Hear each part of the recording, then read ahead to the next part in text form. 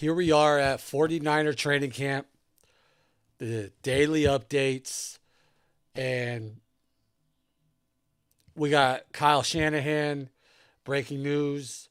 We got possibly Vita Vea coming to the 49ers, possibly. And we'll talk a little Nick Bosa. But let's head right into, the main news for the 49ers. Kyle Shanahan in his car accident. And this is why I say always ask questions. If there's any curiosity, ask questions because the stuff is like starting to come out now. And never would I want to insinuate anything about Kyle Shanahan. But what has come out today has truly made me respect Kyle more. Um, he's showing his accountability and basically the events that are going on right now. Basically, it came out last night that the girl that was involved in the car accident, the other driver, basically was at fault. And that was coming out. People were looking up like police reports and files that you can get on the internet. And what happened today is I was actually watching a stream with Grant Cohn, Larry Krueger, and Alex Boone, former 49er offensive lineman. And what basically happened is Grant Cohn had to leave during this, which I thought was odd.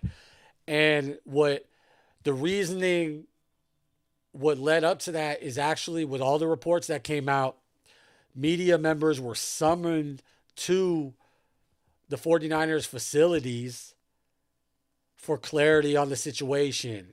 And by who? By Kyle Shanahan. So he basically wanted to clear everything up and he focused in on Grant Cohn. He's like, I get why you had all that information, but it was wrong and there's no hard feelings. But I just wanted to be clear on the situation, which you got to respect from Kyle Shanahan. And he basically said that he was actually distracted driving. And what he meant by that is he dropped his phone and he went to reach down to his phone to locate his phone and he ended up swerving, which gave more probability for the accident, which he wasn't at fault for, but he definitely felt at fault for because he helped cause it. And the other driver, I believe she's a 21-year-old lady in a Mercedes-Benz SUV. She wasn't supposed to be on public knowledge, I think, or public record. So I think he was feeling bad about that. And, he felt really responsible based that, he was distracted while driving. And he was actually, during this whole media um, non-sanctioned event with no cameras on and stuff, he was actually emotional about it, as anybody would be, because you, me, we've all had distracted driving instances, and we've gotten lucky so many times that nothing's happened, or we haven't gotten into an accident or anything like that. And I think he was displaying emotion, and we know how Kyle Shanahan can be. He's just kind of like straight to the point, very short, maybe stern with the media, but he is a good guy, and he is showing that he was human, and he wanted to address this maybe because 49ers PR was just kind of maybe neglecting a little bit or trying to put their spin on it or avoiding questions. And the thing that really got him is he has kids close to the driver that he was involved with the accident with, and he just didn't want her getting the blame. No matter if she's at fault technically in the accident, he felt like he was someone that added to it, and he just didn't want to put all the blame on her, which I think is completely commendable because it was a serious accident, and he was showing his PSD. He's emotional. or PSD, PTSD. And, I've had a concussion before, not as severe as this, but it does take time to recuperate. Even when you think you're all better, suddenly you can get, like a headache or just blurry vision and stuff like that. So I think it was very commendable of Kyle Shanahan to do this to show that, you know, he was partially at fault while not completely at fault. There was no alcohol or drugs at hand. It was just a natural car accident that he feels very thankful that he survived from. And he cleared a few things up also, like he just has a concussion. He doesn't have a severe concussion, which was reported. He did not lose consciousness. I heard about all the injuries, but I don't know if this was new or not. But he had a broken nose, but I didn't know he broke his arm. So he's still recuperating. And he made, like, not trying to be funny about it, but he made little jokes that he took off his glasses. He's like, I have a great plastic surgeon. So, I think it was very commendable and kind of the 49er way of taking accountability. I think that was very good of him. And I could appreciate that. And I just want to clarify, as I have been, that I was not taking shots at Kyle. I was just very curious why it took this time, or there was a delay on the info being presented to everybody. And I could see he probably just wanted to do it at his own pace, which you can understand. But since it's the NFL, people go crazy about why. So I'm glad that was all cleared up. And now everybody in the comments, how about you get back in the comments and apologize for trying to come at me for just asking the question, because now it got so bad that Kyle had to come out and clarify things, which I really look at him as a stand-up guy for doing that. So I'm accepting apologies in the comments. But anyway, I'm very glad that this situation is, I guess, semi-resolved with Kyle Shanahan taking partial blame as far as his car accident. And another sidebar, though, is the petty people just keep getting pettier, and they just look for any reason to take shots. And we obviously know I'm talking about Brandon Ayuk. This guy is so lame. And I think he finally put his last nail in his coffin as far as his NFL career. He he made some innuendos about like street racing and racing your car, and just about like innuendos or slick comments on his IG story about Kyle's crash. And it's like, come on, man. Like, this is just, it's completely out of hand. And now you're being disrespectful.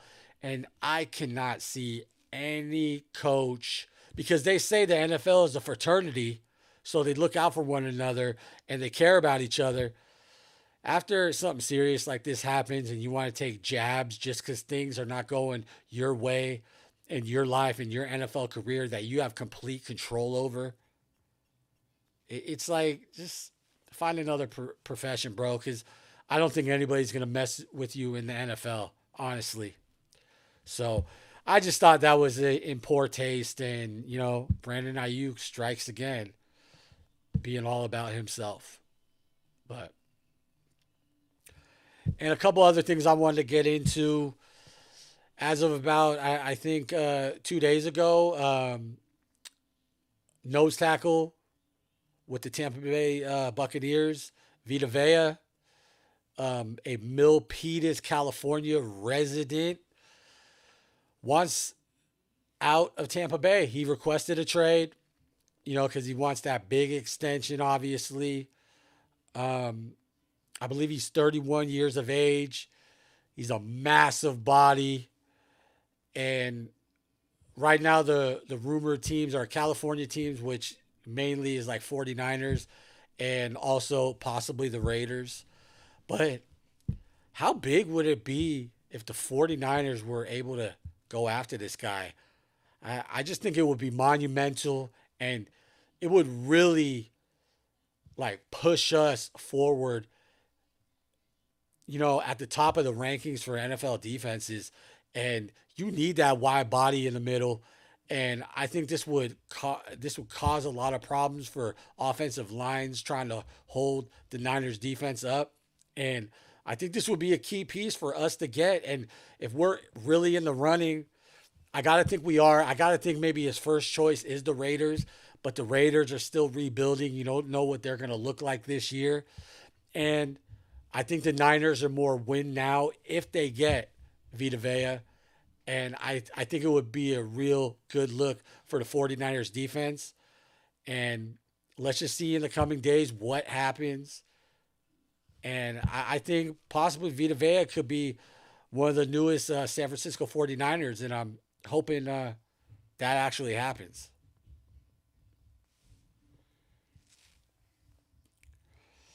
And also, I wanted to talk about, and this was as of day one of camp, so it's a little delayed, but Nick Bosa was cleared for training camp.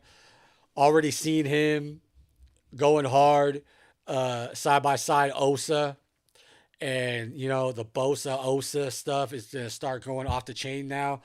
And I really love how he's cleared because there wasn't expectations that he would be cleared for camp, but he's cleared. He's ready to go for the 49ers. And I just love it. A lot of people are writing Nick Bosa off like he ain't what he used to be. And even I was saying that, like even last year, he just couldn't break through the line like he used to. And I get it. You're getting older, might not be as quick or strong as you used to be. But I mean, if you see Nick Bosa at camp, he is looking yoked, fit as ever, quick. And I got to say, he is definitely one of the bright spots that I think that could really uplift the San Francisco 49ers defense. And we're building this up. It's looking nice. And I think Nick Bosa is going to be someone legendary for this year for the 49ers to make that push to go deeper in the playoffs and even possibly a Super Bowl appearance. So I'm liking what I see. And make sure you drop your opinions on the topics in the comments. I want to know what you got to say. Positive, hater crap, don't matter. Let me hear it. And like always, make sure you like, comment, and subscribe. This has been the Authentic Take. I'm out.